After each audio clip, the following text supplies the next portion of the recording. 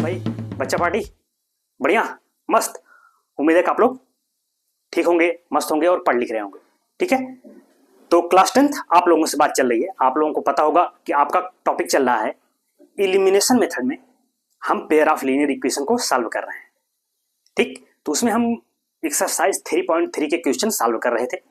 इससे पहले अगर आप लेक्चर देखे होंगे तो जो लोग चैनल पे नए हैं तो कोशिश करेंगे पिछले लेक्चर्स पहले आप देखिए, फिर इन लेक्चर्स को देखेंगे तो आप ज्यादा समझ पाएंगे। ठीक है, क्यों? क्योंकि चीजें एक दूसरे से कोरिलेटेड हैं। ठीक है, तो एक्सरसाइज 3.3 के कुछ क्वेश्चंस रह गए थे, 3 क्वेश्चन हैं, उन पे हम बात कर लेते हैं। ठीक, तो देखिए सामने आपको दिख रहा है क्वेश्चन, क्वेश्चन नंबर 2 का ये कौन सा क्वेश्चन है? 3rd नंबर क्वेश्चन है। ठीक है, तो आइए इसके सोल्यूशन पे बात करते हैं। तो लुक हियर, तो देखिए क्या कह रहे हैं कि the sum of the digit of a 2 digit numbers is 9। कह रहा है 2 डिजिट का कोई नंबर है तो उनके डिजिट का जो सम है वो कितना है? 9। गेटिंग? और आल्सो 9 टाइम्स दिस नंबर, यानी 2 डिजिट से जो नंबर बना उसका 9 टाइम्स, यानी 9 गुना जो है 9 times is twice the number obtain by reversing the order of the digit. कह रहे हैं कि उस नंबर को जो कि डिजिट के ऑर्डर को जब हम चेंज कर दें, रिवर्स कर दें, तब जो नंबर बना उसका ट्वाइस और इसका 9 टाइम्स इक्वल है। समझ रहे हैं? यानी पहले जो नंबर है उसका 9 टाइम्स किसके इक्वल है? रिवर्स करने के बाद जो नंबर आया उसका ट्वाइस इक्वल है, उसके 9 टाइम्स वाला उसके ट्वाइस के इक्वल है। ठीक, तो कह रहे हैं फाइंड द नंबर, तो वो नंबर बता दीजिए। तो इस क्वेश्चन पे बेस्ड इससे पहले हमने एक एग्जांपल कराया, अगर आप देखे होंगे तो आपको पता होगा। ठीक है, तो आइए देखो, तो पहले वही मान लेते हैं कि जो नंबर्स है उसका 10th प्लेस क्या है? x है और यूनिट प्लेस y है। कोई भी मान सकते हैं आप, यूनिट प्लेस को आप x कह दीजिए, 10th प्लेस को y कह देंगे, उससे कोई दिक्कत नहीं। ठीक, तो नंबर कैसे बनेगा? तो भाई जैसे ही इससे पहले एग्जांपल में बात किया था, जैसे हमने लिख दिया 59। अब बताओ 59 अगर है तो ये कैसे बना भाई? यूनिट प्लेस पे 9 है और 10th प्लेस पर 5 है, तो ऐसे ही तो बना कि भाई यूनिट प्लेस पे जो है उसमें 1 से मल्टीप्लाई हुआ, फिर हमने इसमें ऐड कर दिया क्या? 5 इंटू 10। भाई 10th प्लेस का मतलब क्या? उसमें 10 से मल्टीप्लाई हो जाएगा, तो 5 इंटू 10 प्लस 9 इंटू 1 का मतलब यूनिट प्लेस पे, तो 1 से मल्टीप्लाई हो गया, तो कितना हो गया?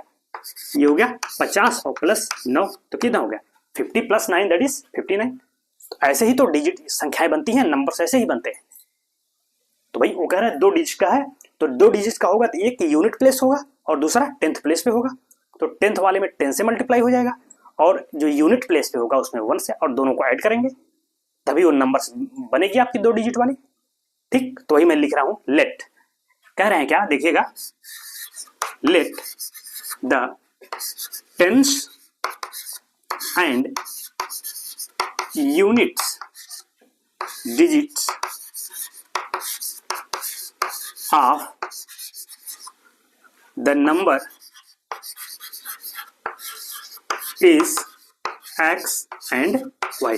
करें जो नंबर बन रहे हैं, मान लिया उसका 10th प्लेस का जो डिजिट है वो x है और यूनिट प्लेस वाला क्या है? y। तो नंबर क्या बनेगा? सो द नंबर इज, तो नंबर क्या हो जाएगा भाई आपका? यही तो, that is 10x plus y। देखिए यही तो मतलब हुआ, जैसे ये एक्सप्लेन किया हमने वैसे ये हुआ। तो y यूनिट प्लेस पे है तो y इंटू 1 का मतलब y हुआ, लेकिन x क्या था? 10th प्लेस पे था तो उसमें 10 का मल्टीप्लाई हुआ।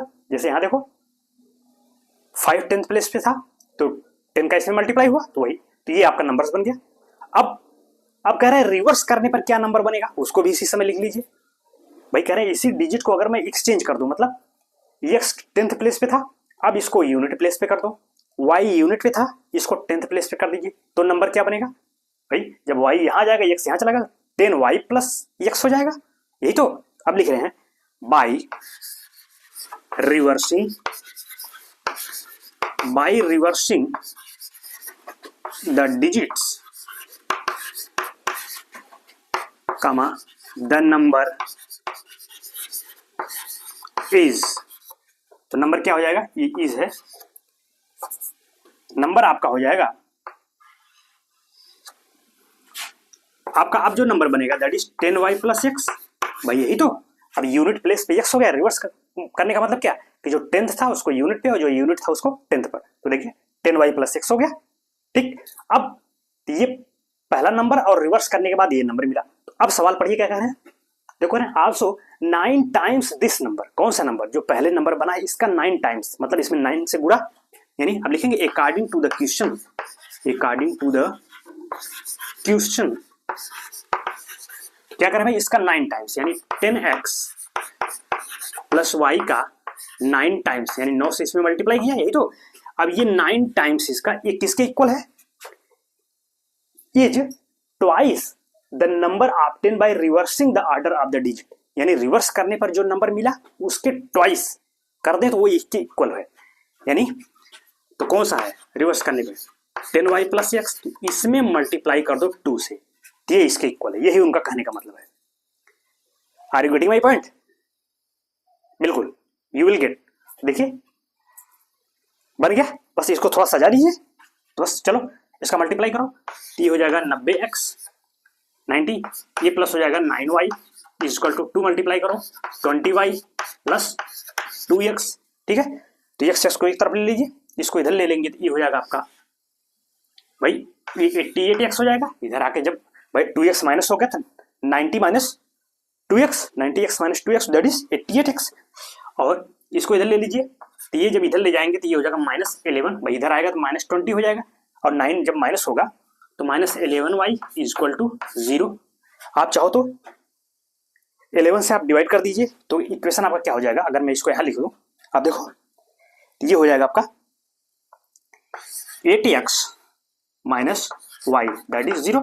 ठीक है, चलो इक्वेशन ऑन कर दे, लेकिन एक इक्वेशन और बनेगा, कैसे, देखिए पहला जो उन्होंने कहा है वैसे इससे पहले हमको यही लिखना चाहिए था, लेकिन चलिए कोई बात नहीं, अगर आपने पहले इसको लिख लिया कोई बात नहीं, लेकिन फर्स्ट उन्होंने यही कहा है ना, देखो the sum of the digits of a 2 digit number is 9, कह रहे जो नंबर्स बना उसके डिजिट का सम, तो डिजिट कौन है, x और y, यानी x प्लस y कह रहे हैं क्या है 9, डिजिट का सम का मतलब क्या है, डिजिट कौन है, x है और y है, तो उनका सम।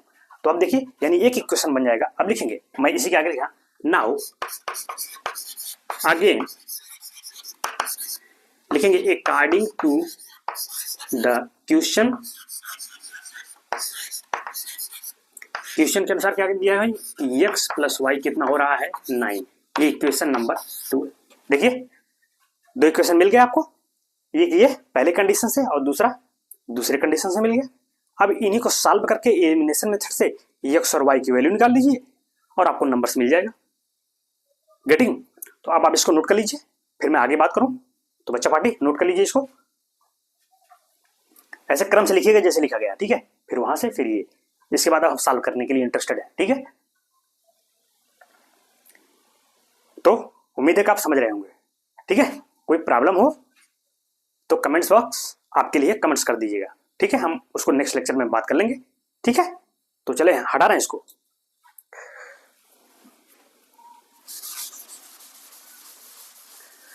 तो चले दोनों इक्वेशन को हम सॉल्व कर रहे हैं। इक्वेशन क्या था, आप लिखेंगे नाउ सॉल्विंग इक्वेशन 1 and 2। तो भाई 1 इक्वेशन क्या था आपका, यही तो था 8x minus Y that is 0। तो 8 ऐसे बनाइए इसको, 8x minus y equal to 0, एक फर्स्ट इक्वेशन था, और सेकेंड आपका था x plus y that is 9। यही तो था भाई इक्वेशन, आपने अभी लिखा होगा ना, तो आपके कॉपी में गया होगा, तो उसको साथ साथ नोट कर रहे हैं ना, नोट करते चलिएगा उसको। हाँ, तभी एक नहीं बस केवल देखते चले गए, नोट कर लेंगे तो कॉपी में चीजें रहेंगी, उसको फिर रिवीजन करने में भी आपको आसानी होगी, ठीक है। तो आइए, खैर देखो आप दोनों को सॉल्व करिए, बताओ अब एलिमिनेशन में क्या क्या करें बताइए। आपको सामने दिख रहा होगा भाई, उसको एलिमिनेट करिए जो आसानी से एलिमिनेट हो जाए। देखिए y देख लीजिए, y कोफिशिएंट यहाँ भी 1 है, यहाँ भी 1 है, साइन अपोजिट है, जैसे ऐड करेंगे दोनों इक्वेशन को the y will be cancel out, तो x का मान मिल जाएगा आपको। तो चलो अब ऐड कर दिया, अब लिखेंगे नाउ एडिंग इक्वेशन 1 and 2। तो ऐड कर दिए भाई, 8x minus y equal to 0, x plus y equal to 9, दोनों को आप ऐड करो। चलो ये y cancel out, 8x plus x, ये हो गया आपका 9x इक्वल टू इधर 9, तो x कितना मिल गया आपका 1। भाई 9 इधर जाएगा तो 9/9 1 हो गया x। अब आपको चाहिए y की वैल्यू, x उठा के कहीं रख दिए, चलिए 2 में रख देते हैं भाई, 2 में रख दें या इसमें रख दें, किसी में रख दें। अब लिखेंगे फ्रॉम इक्वेशन 2, क्या है भाई equation, x plus y equal to 9, तो x क्या है 1 प्लस वाई इक्वल टू 9, तो y कितना आ गया 9 माइनस 1 दैट इज 8। तो दोनों डिजिट आपको मिल गए, x 1 है और y आपका 8, तो नंबर्स क्या बनेगा, अब लिखेंगे हेंस द नंबर इज, क्या नंबर था आपका 10x प्लस वाई, यही तो नंबर था आपका, तो चलिए रख दीजिए वैल्यू, x क्या था 1, y कितना है अभी आपका 8, तो कितना हो गया भाई 10 और प्लस 8 दैट इज 18। देखिए नंबर मिल गया आपको, कह रहे थे ना फाइंड द नंबर, तो नंबर कितना है 18 है वो नंबर। आप देख लीजिए दोनों का सम करिए, देखिए दोनों का सम 9 आ रहा है, यही पहले उन्होंने पहली कंडीशन क्या दिया है कि दोनों डिजिट का सम 9 है, तो देख लीजिए 1 और 8 करिए, 1 प्लस 8 9 आएगा ना, तो यही है। और कह रहा है अगर बताओ रिवर्स करें तब क्या नंबर मिलेगा, रिवर्स करने का मतलब इसको यहाँ कर दो, यहाँ 81 हो जाएगा, यही तो भाई, ये रिवर्स करने पर बन में या रिवर्सिंग नंबर क्या था आपका, यही तो था 10y प्लस एक्स, ये ऐसे भी निकालो, तो y कितना था 8 और x 1, तो देखो 80 प्लस 1 तब भी 81, भाई इससे भी निकालते या सीधे दिख रहा है रिवर्स, इसको यहाँ कर दो इसको वहाँ, तो वही नंबर तो आया 81 यहाँ से 81 यहाँ से, ठीक समझ गए। तो चलिए इसको नोट कर लीजिए, फिर नेक्स्ट क्वेश्चन पे बात करने के लिए हम इंटरेस्टेड है, तो राइट डाउन लिख लीजिए इसको, सिंपल क्वेश्चन है, ठीक है, तो हटाऊं,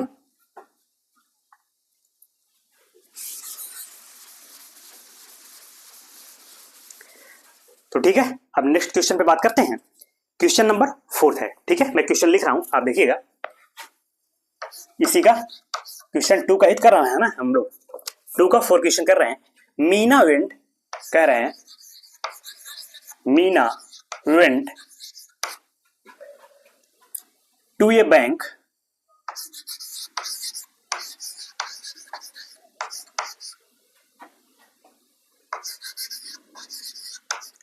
तो नेक्स्ट क्वेश्चन देख रहे हैं, ठीक है, आइए देखते हैं सवाल क्या है, लिखा है क्या, देखिए पढ़िए सवाल को। Meena went to a bank to withdraw rate 2000, कह रहे हैं मीना है बैंक गई, उनको 2000 रुपए निकालना था, इसलिए वो बैंक गई, ठीक है, फिर कह रहे हैं she asked the cashier to give her rate 50 and rate 100 notes only, तो गई बैंक, तो उन्होंने कैशियर से कहा कि भाई हमको 2000 रुपए चाहिए, लेकिन हमें आप सिर्फ 50 रुपए की नोट दीजिएगा और 100 रुपए की नोट, बस उन्होंने कहा केवल 50 रुपए की नोट हमको चाहिए और 100 रुपए की नोट चाहिए, ओनली लिखा है, केवल, फिर ठीक है टू गिव हर इतना ओनली हो गया, फिर Meena got 25 notes in all, कह रहे हैं मीना को कैशियर ने टोटल 25 नोट दिया, कुल 25 नोट दिया और उसमें उनका 2000 रुपए पूरा हो गया, ठीक, फिर कह रहे हैं क्या find how many notes of rate 50 and rate 100 she received, तो कह रहे हैं बता दीजिए कि मीना को 50 रुपए के कितने नोट मिले और 100 रुपए के कितने नोट मिले, गेटिंग, सवाल समझ गए होंगे आप।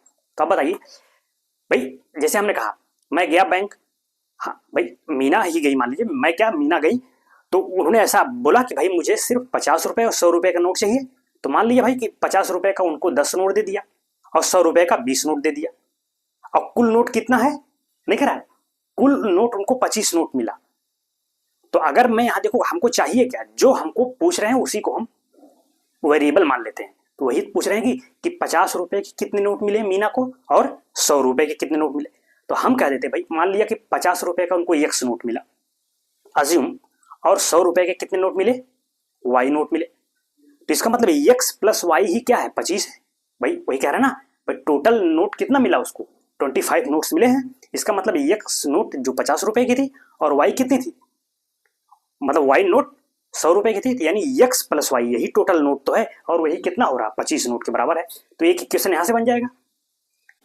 अब दूसरा क्या है, अब बताइए टोटल 2000 रुपए, भाई जितना भी पैसा उनको मिला टोटल 2000 ही तो है, 25 रुपए के सॉरी 25 नोट जो मिला मीना को टोटल कितना है 2000 रुपए है, तो अगर हमने कहा कि भाई x नोट 50 रुपए का है, तो वो टोटल नोट जो 50 रुपए की x नोट है उसका टोटल प्राइस कितना हो जाएगा, भाई मैं कहा कि मेरे पास 10 रुपए के 8 नोट है, तो मेरे पास कुल कितने रुपए हो गए? 10 × 8 यानी 10 × 8 देते 80, 80 रुपए ही तो हुए। तो वैसे अगर मैं कहूँ मेरे पास 100 रुपए के 5 नोट है, तो मेरे पास कुल कितने पैसे हुए? 100 × 5 यानी 500 रुपए हुए। यही तो वही कह रहे हैं कि भाई अगर 50 रुपए के उनको यक्स नोट मिले तो वो टोटल पैसा कितना हो जाएगा? 50 × x। और वाई नोट उनको 100 रुपए के मिल रहे हैं, तो वो टोटल वाई नोट कितने का हो जाएगा? 100 × y। और यही टोटल पैसा किसके बराबर है? 2000 रुपए। एक इक्वेशन वहां से मिल जाएगा। समझ गए? तो अब देखो वही हम लिख रहे हैं, लेट कह रहे हैं let the number of notes of rate 50 is x and rate 100 is y। ठीक भाई, हमने कह दिया कि 50 रुपए के x नोट है और 100 रुपए के y नोट्स हैं। ठीक है, अब लिखेंगे अब now according to the question, क्या भाई ये तो कह रहे हैं total number of notes is कितने हैं? 25। तो इसका मतलब क्या हुआ? इसका मतलब ये हुआ कि x + y = 25। एक इक्वेशन यहां से बन गया आपका। और दूसरा, अब बताइए भाई अगर 50 रुपए के x नोट है तो उस x नोट का प्राइस टोटल कितना होगा? 50 × x। अब लिखेंगे एंड 50 × x प्लस 100 रुपए के कितने नोट हैं? y। तो वो जो y नोट है उनका टोटल प्राइस कितना हो जाएगा? 100 × y। 100 × y। भाई यही टोटल पैसा तो है। 50 रुपए, जो 50 रुपए के नोट हैं उनका टोटल प्राइस ये है, और जो 100 रुपए की नोट है उनका टोटल प्राइस ये है। तो यही टोटल पैसा मिलकर कितना हो रहा है? 2000 रुपए। भाई 2000 रुपए ही तो उनको दिया कैशियर ने, तो यही दिया और यही 2000 के बराबर हो गया। ये इक्वेशन 2 बन गया। समझ गए कैसे बना? देखो बहुत ही इंटरेस्टिंग सवाल है, केवल आपको देखने में थोड़ा बड़ा लग रहा है क्वेश्चन, लेकिन सवाल बहुत ही इजी है। पढ़ते जाइए, चीजों को समझते जाइए। देखो सवालों को अगर आप अपने दैनिक जीवन में, आपके अपनी जो लाइफ में उसको लगा के अगर देखेंगे चीजों को, तो अपने आप चीजें समझ जाएंगे। ठीक है, देखिए कैसे हमने एक क्वेश्चन बना दिया और दूसरा इस तरह से बना दिया। अब क्या करना है आपको? सॉल्व करके x और y की वैल्यू निकाल लीजिए, और जब आपको x और y की वैल्यू मिल जाएगी तो बस आपको x ही तो चाहिए, तो नंबर ऑफ नोट्स मिल जाएंगे 50 रुपए वाले, और y मिल जाएगा तो नंबर ऑफ नोट्स मिल जाएंगे 100 रुपए वाले। तो चलिए सॉल्व करें इसको। तो अब देखो, तो पहले इसको थोड़ा सा, आप चाहो तो इसको थोड़ा सिंप्लीफाई कर सकते हैं। 50 से मतलब ये डिवाइड कर दो, तो देखो ये x हो जाएगा, ये आपका 2y हो जाएगा, और ये कितना हो जाएगा भाई? 40 हो जाएगा। यही तो भाई देखो 50 से डिवाइड करोगे 0 कैंसिल हो जाएगा, और ये 40। अब इक्वेशन 1 और 2 को सॉल्व कर दीजिए। तो सॉल्व करें, देखो कैसे सॉल्व करेंगे आप। देखो सीधा आपको दिख रहा है x का कोफिशिएंट दोनों जगह 1 1 है, तो अगर मैं इसको माइनस कर दूं इक्वेशन 1 में से इक्वेशन 2, तो साइन अपोजिट होगा, तो x will be cancel out, और x कट जाएगा तो y की वैल्यू मिल जाएगी। ठीक है, तो चलिए अगर मैं यहाँ सॉल्व करूं, देखिएगा यहाँ अब लिखेंगे नाउ सॉल्विंग इक्वेशन 1 एंड 2। भाई इनको सॉल्व करें तो क्या करेंगे? दोनों सब्सट्रैक्ट करते हैं। अब लेंगे सब्सट्रैक्टिंग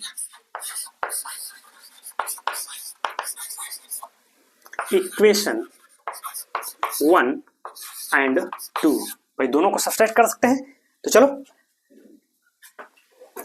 तो चलिए अच्छा ऐसा करिए, पहले इसको उतना नोट कर लीजिए आप, तब तो मैं आगे, चूंकि यहाँ स्पेस उतना है नहीं, तो इतना नोट कर लीजिए, फिर इन्हीं दोनों इक्वेशन को लेकर मैं सॉल्व करूंगा। ठीक है, कर लीजिए इसको पहले, ये यहां तक करिएगा, उसके बाद ये लिख लीजिएगा कि नाउ सॉल्विंग 1 एंड 2, उसके बाद लिखिएगा सब्सट्रैक्टिंग इक्वेशन 1 एंड 2, यहां तक लिख लीजिए, फिर देखते हैं। तो चल रहा हूं,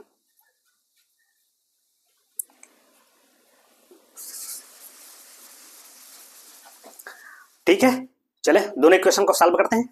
आपके कॉपी में गया होगा, तो भाई हमने लिखा था ना सब्सट्रैक्ट करने के लिए। चलिए भाई दोनों को सब्सट्रैक्ट करते हैं, घटाते हैं। ये प्लस है तो माइनस हो गया, ये प्लस है तो माइनस, ये प्लस है तो माइनस, तो x will be cancel out हो गया आपका। अब देखो ये -2y है, y की यहाँ क्या बचा आपका? -y, और ये 25 घटा दीजिए तो कितना आएगा, 40 में से 25 तो 15 आ गया, यही तो y कितना आएगा आपका 15। देखिए y मिल गया आपको। अब क्या चाहिए आपको, x चाहिए, तो उठा के y कहीं रख दीजिए। चलो इक्वेशन 1 कौन था आपका, ये था ना, हाँ ये इक्वेशन 1 था। अब देखेंगे, now putting the value of y in second 2 में रख दिए, 2 वाला ज्यादा इजी पड़ेगा आपको, x प्लस वाई यही तो था 25, ये क्वेश्चन 2 था, तो x plus y that is कितना हुआ 25, तो y कितना 15, x प्लस 15 दैट इज 25, तो x कितना हो गया 25 माइनस 15 दैट इज कितना हो गया 10। देखिए x मिल गया, y मिल गया, तो क्या रिजल्ट मिला आपको, यानी 50 रुपए के कितने नोट थे 10, और 100 रुपए के कितने नोट थे 15। अब देखेंगे रिजल्ट क्या, हेंस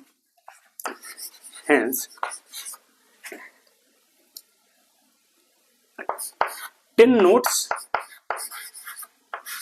notes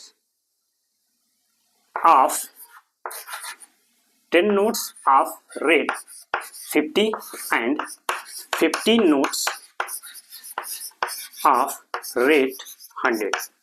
भाई 100 रुपए के 15 नोट और 50 वाले इतना। अब देखिए चाहो तो आप दोनों को जस्टिफाई भी कर सकते हैं।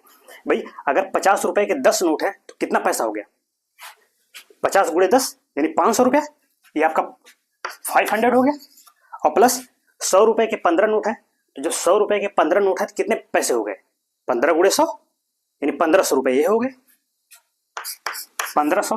तो देखिए 500 प्लस 1500 आपका 1500, तो कितना हो जाएगा 2000 हुआ ना। तो टोटल पैसे उनके पास 2000 तो थे, देखिए दिख भी रहा है। ठीक है, आप वही तो एक्स और वाई की वैल्यू कहीं भी रख के उसको जस्टिफाई कर सकते हैं, दोनों इक्वेशन क्या होगा सही होगा। तो देखिए यही है, समझ गए, ये समझाने के लिए हमने किया। ठीक है, तो इसको नोट कर लीजिए, ये कंप्लीट जवाब रहा। तो उम्मीद है आपको सवाल समझ में आया होगा और आना भी चाहिए। ठीक है, तो इसको नोट कर लीजिए, कंप्लीट जवाब रहा आपका। नेक्स्ट क्वेश्चन एक सवाल और बचता है, उस पर बात करेंगे, तो राइट डाउन लिख लीजिए इसको। हटाएं, तो चलिए भाई हटाओ इसको। तो नेक्स्ट क्वेश्चन है, क्वेश्चन नंबर 5 है इसका। ठीक है, क्वेश्चन 2 का 5 नंबर क्वेश्चन है, इसके सोल्यूशन बात करेंगे। देखिए क्वेश्चन में पढ़ के सोल्यूशन दे रहा हूं, थोड़ा बड़ा क्वेश्चन है तो लिखना यहाँ पर थोड़ा पॉसिबल नहीं है। देखिए कह रहे हैं कि अ लेंडिंग लाइब्रेरी है has fixed charge for the first 3 days and an additional charge for each day after that. एक लेंडिंग लाइब्रेरी मतलब कि ऐसी लाइब्रेरी जो बुक्स दे रही है किराए पे आपको पढ़ने के लिए, आपको जरूरत है तो जाइए वहां से, भाई कुछ चार्ज करेंगे, उसके बदले में आपको बुक्स दे देंगे, आप ले जाइए पढ़िए, जितने दिन भी रखना हो रखिए अपने पास। तो वही लाइब्रेरी लेंडिंग का मतलब क्या, लेंड करती है बुक आपको, क्या किराए पर दे रहे हैं, रेंट पे। देखिए क्या कह रहे हैं, has a fixed charge for the first 3 days। तो जो लाइब्रेरी है कह रहे हैं वो पहले 3 दिनों के लिए तो वो फिक्स चार्ज कर रहे हैं कि भाई, वो कह रहे हैं भाई पहले 3 दिनों के लिए जो भी हो ले 100 रुपए, उन्होंने कह दिया कि भाई 10 रुपए 3 दिन का फिक्स है कि 3 दिन का 10 रुपए पड़ेगा, उसके बाद जितने दिन एक्स्ट्रा होंगे उसके अलग से चार्जेस पड़ेंगे। ये लाइब्रेरी का रूल है। ठीक है, ठीक है, and an additional charge for each day thereafter, यानी 3 दिन के बाद जितने दिन आपका होगा पर डे के अनुसार वो अलग चार्ज पड़ेगा। ठीक, फिर कह रहे हैं Sarita paid 27 for a book kept for 7 days। कह रहे हैं सरिता है तो वो 27 रुपए उन्होंने पेड किया, कब, जब वो एक बुक ले गई है और 7 दिन तक रखी है वो, यानी 7 दिन तक वो अपने पास रखी थी बुक, तो उसके लिए उन्होंने कितने रुपए पेमेंट किया 27 रुपए। ठीक, और while Susy paid 21 for book she kept for 5 days। कह रहे हैं कोई सुशी है तो उन्होंने अपनी बुक को, वो भी बुक ले गई तो उसके लिए उन्होंने 21 रुपए पे किया, 21 रुपए, कितने दिन के लिए वो रखी थी 5 दिन के लिए, फॉर 5 days। समझिए, तो कह रहे हैं फाइंड द फिक्स चार्ज, तो कह रहे हैं ये वो फिक्स चार्ज बता दीजिए आप, and charge for each extra day, और जो एक दिन जो एक्स्ट्रा डे जा रहा है, एक्स्ट्रा डे का अलग चार्ज पड़ा ना, वो चार्ज बता दीजिए। यानी फिक्स चार्ज जो 3 दिन का है उसको आपको बताना है, और उसके बाद जो पर एक्स्ट्रा डे है उसका चार्ज कितना होगा। समझ गए, तो बस वही कहा। देखिए जो पूछ रहे हैं उसी को हम अज्यूम करेंगे। तो मान लिया कि जो फिक्स चार्ज क्या है, एक्स है, और चार्ज पर एक्स्ट्रा डे एक्स्ट्रा डे का फिक्स चार्ज, जैसे हर एक दिन का उन्होंने कहा भाई 10 रुपए हम लेंगे, आप एक दिन रखिए 10 रुपए, 2 दिन रख दिए तो 10 10 20, 3 दिन रखे 10 10 10 30 रुपए, ऐसे मतलब ईच एक्स्ट्रा डे का अलग पैसा लग रहा है, ठीक है। तो वही मान के अब हम चल रहे हैं, तो देखिए तो वही मैं लिख रहा हूं, let the fixed charge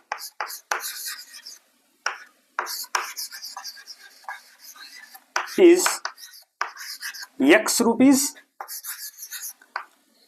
and charge per extra day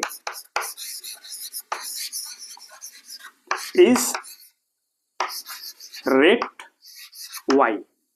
भाई देखिए वही मैं जो फिक्स चार्ज है 3 दिन का, भाई 3 दिन का करें ना, 3 दिन का वो फिक्स चार्ज है, तो मान लिया 3 दिन का जो फिक्स चार्ज है वो X रुपीज है एंड चार्ज पर एक्स्ट्रा डे, जो पर एक्स्ट्रा डे जा रहा है उसका चार्ज मान लिया Y रुपए है, समझ गए। तो अब देखिए कह क्या रहे हैं, अपने सवाल को पढ़िएगा, अगर आपके पास बुक्स होगी देखिएगा, यही बुक्स है, इसको रखिए, ठीक है, इसी से हम क्वेश्चन कर रहे हैं। तो देखिए उसमें कह क्या रहे हैं कि Sarita paid 27 for a book kept for 7 days, तो 7 दिन के लिए उन्होंने बुक्स रखा, तो बताओ 7 दिन अगर उन्होंने बुक्स को रखा तो पहले 3 दिन तो केवल X रुपए ही देंगे, भाई 3 दिन का फिक्स चार्ज है ना, X रुपए होगा। देखो पहले कंडीशन अब लिखेंगे, फ्रॉम द क्वेश्चन, तो क्वेश्चन के अनुसार भाई क्या करें कि 7 दिन के लिए तो पहले 3 दिन का कितना रुपए देंगी, X रुपए। चलो और बचे कितने दिन, अब 4 दिन बचे, तो 4 दिन में हर दिन का कितना रुपए जुड़ रहा है, Y रुपए। भाई 4 दिन उन्होंने एक्स्ट्रा रखा ना, तो हर एक्स्ट्रा डे का कितना रुपए ले रहे हैं, Y रुपए ले रहे हैं, तो 4 दिन का कितना होगा 4 इंटू Y, यही तो होगा भाई, Y Y Y या तो 4 बार जोड़िए या 4 इंटू Y कह दीजिए, तो वही तो प्लस 4 इंटू Y, ये टोटल पैसा हुआ, और कितना उन्होंने दिया 27, यही तो 27 के बराबर है। भाई 7 दिन तक उन्होंने रखा, तो 7 दिन तक रखा, 3 दिन का X रुपए दिया, बाकी 4 दिन का Y Y Y Y यानी 4Y, तो X प्लस 4Y, और यही टोटल पैसा उन्होंने दिया, और यही कितना दिया 27। एक इक्वेशन यहां से बन गया, ठीक है, देखिए एक इक्वेशन आपका यहां से बन गया। दूसरा कौन है भाई, कोई सूजी है, सूजी वो 21 रुपए देती हैं, लेकिन इन्होंने बुक्स को कितने दिन के लिए रखा है, 5 डेज के लिए। लिखेंगे अगेन, दोबारा क्या हो गया भाई 5 डेज के लिए, तो 5 डेज का मतलब क्या, पहले 3 दिन का X रुपए फिक्स होगा, चलो भाई, और बचा कितना 2 दिन, भाई टोटल 5 दिन होने हैं, 3 दिन का तो X रुपए लेंगे जो फिक्स चार्ज है, बाकी 2 दिन एक्स्ट्रा ले रहे हैं, तो 2 दिन का कितना होगा Y और Y यानी 2Y, तो 2Y, और यही कितना पैसा हुआ टोटल 21 रुपए दे रही हूं। देखिए एक क्वेश्चन नंबर 2 बन गया। देखिए सवाल पढ़ के आपको कैसे जो पूछे, देखो सवालों में बस यही है, जो पूछे उसी को आप वेरिएबल मान लीजिए। उन्हें फिक्स चार्ज पूछा था, हमने मान लिया फिक्स चार्ज X है, फिर उन्होंने कहा था चार्ज पर एक्स्ट्रा डे, तो हमने मान लिया एक्स्ट्रा डे का जो चार्ज है Y रुपए है, हर दिन का वो Y रुपए ले रही है, मतलब जो लाइब्रेरी की बात कर रहा हूं, जो चार्ज कर रही है। तो देखिए पहले कंडीशन के अनुसार सरिता की कंडीशन में एक क्वेश्चन बना, और सूजी के केस में ये X प्लस 2Y 21। अब दोनों को सॉल्व करके X और Y की वैल्यू निकाल लीजिए आप by the elimination method, substitution method, या ग्राफ बनाना चाहे तो ग्राफ भी बना लीजिए, लेकिन सबसे इजी क्या है, एलिमिनेशन मेथड, ठीक है। तो चले देखते हैं चीजों को। अब आइए, अब देखो कैसे क्या करोगे, आप चाहो तो X को सीधे कैंसिल आउट कर दो भाई, 1 कोफिशिएंट 1 जैसे सब्सट्रैक्ट करेंगे X will be cancel out, तो अब लिखेंगे सॉल्विंग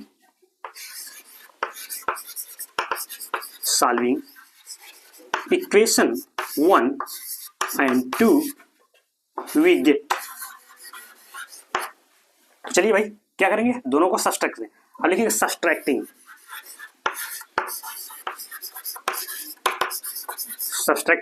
1 एंड 2, तो x plus 4y equal to 27 है, और दूसरा है x plus 2y equal to 21।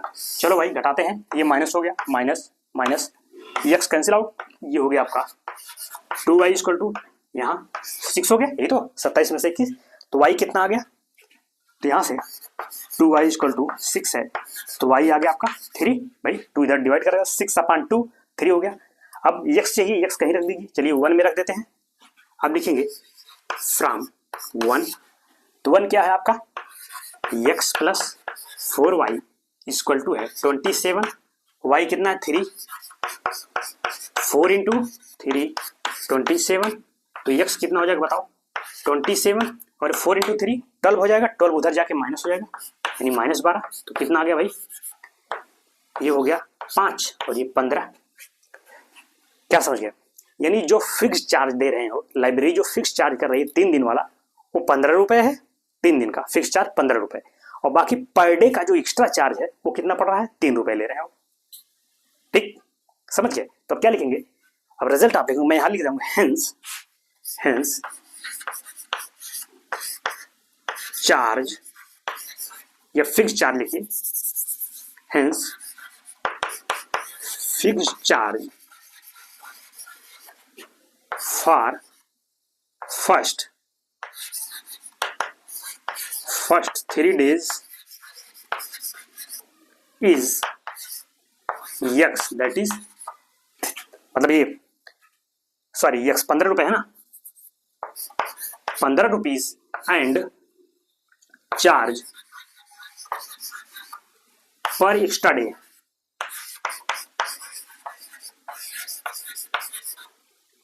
Is that is y, कितना है भाई 3 रुपीज, ये रुपीज में लिखिएगा भाई, रेट में रहेगा ये भी रेट में, ठीक है, यहाँ रेट लिख लीजिए। तो बस ये कंप्लीट जवाब रहा, कंप्लीट सोल्यूशन रहा। समझ गए सवाल? कोई दिक्कत नहीं ना? अगर कोई दिक्कत होगी तो हमें खबर करिएगा, आप कमेंट करिएगा, मैं बाद में उसको नेक्स्ट लेक्चर में बता दूंगा, फिर से समझा देंगे। लेकिन इतना डिटेल में पढ़ाने के बाद हमें ऐसा नहीं लग रहा है कि आपको समझ में नहीं आया होगा, ठीक है, आपको आया होगा ऐसा हम एक्सपेक्ट कर रहे हैं, और आएगा भी। ये था देखिए कंप्लीट सोल्यूशन भाई। बताइए कैसे हमने सवाल को, ये होता है सवालों को पढ़ते जाइए, जो पूछ रहा है उसी को वेरिएबल मानिए और फिर जो कह रहे हैं वही करते चले जाइए। थोड़ा सा कॉमन सेंस लगाना था यहाँ भाई कि भाई 3 डे का फिक्स्ड, तो फिक्स्ड हमने मान लिया, फिर हर डे का वो बता रहे हैं तो हर डे के अनुसार से कर दिया, ठीक है। वाई भाई अब जैसे वो 7 डेज के लिए था तो 7 डेज में भाई 3 दिन का तो फिक्स हो गया, बचा कितना दिन 4 दिन, और 4 दिन एक्स्ट्रा हुआ तो हर दिन का कितना ले रहे हैं y रुपए, तो 4 दिन का कितना होगा 4y वो, और प्लस जो 3 दिन का फिक्स चार्ज ले रहे हैं x, और ये टोटल यही क्या था 27 उन्होंने दिया।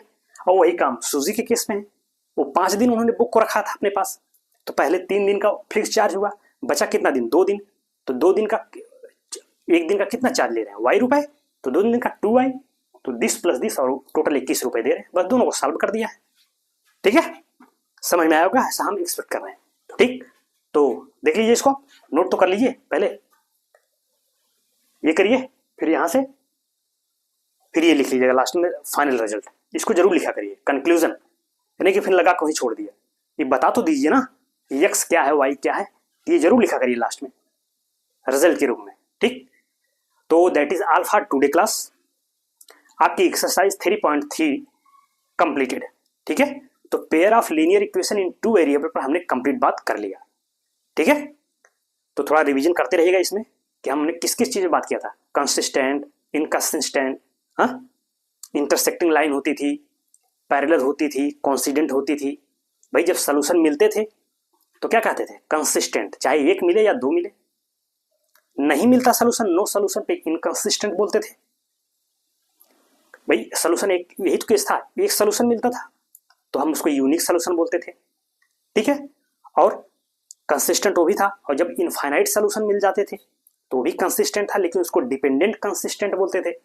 भाई जब सोल्यूशन इनफाइनाइट सोल्यूशन मिलते थे यानी दोनों लाइन क्या हो जाती थी, कोइंसाइड होती थी इस केस में, तो उसको हम क्या बोलते थे डिपेंडेंट कंसिस्टेंट, और नो सोल्यूशन मिले मतलब पैरेलल हो जाए लाइन तो इनकंसिस्टेंट, ठीक है। इन सब चीजों पे हमने बात किया है, और रेशियो भी आपने देखा है, A1/A2 निकालते थे, B1/B2, वो सब लेक्चर्स गया है, सब पढ़ा हुआ है, आप उसको कंप्लीट देखेंगे तो पूरा कंप्लीट चैप्टर हमने आपको दे दिया है, ठीक है। तो अब हम जो भी नेक्स्ट चैप्टर होगा उस पर हम बात करेंगे, ठीक है। तो चले फिर, तो आज के लिए इतना रखते हैं, आगे की बातें आगे के लेक्चर में, ठीक है। फिर तब तक के लिए thank you so much, have a nice day.